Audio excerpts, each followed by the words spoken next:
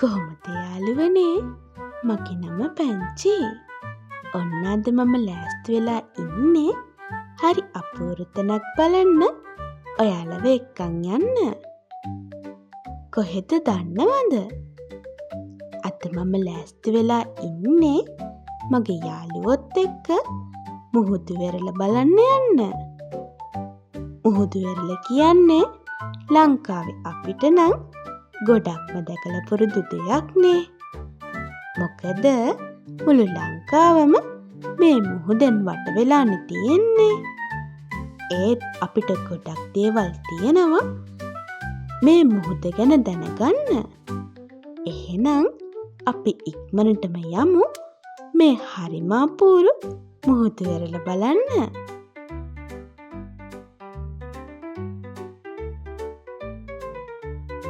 ඔන්න යාළුවනේ, අපි හෙමින් මුහුදු වෙරළ ළඟටම ඇවිත්.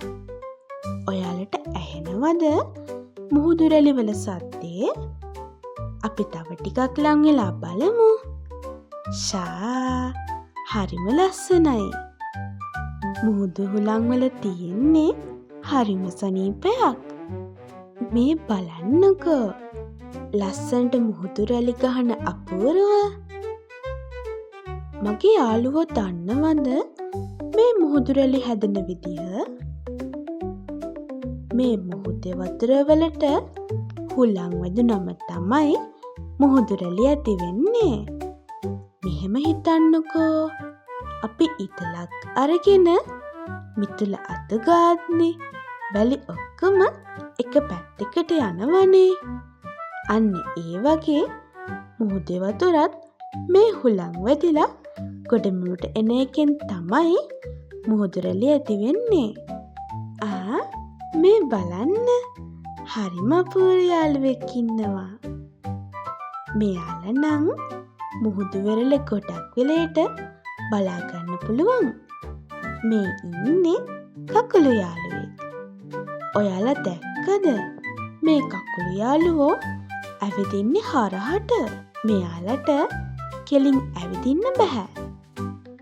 ඉතින් යාළුවනේ, මුහුදු වෙරළ හරිම ලස්සන, හරිම නිදහස් තැනක් වුණත් සමහර වෙලේට මුහුදු වෙරළ භයානක වෙන්න පුළුවන්.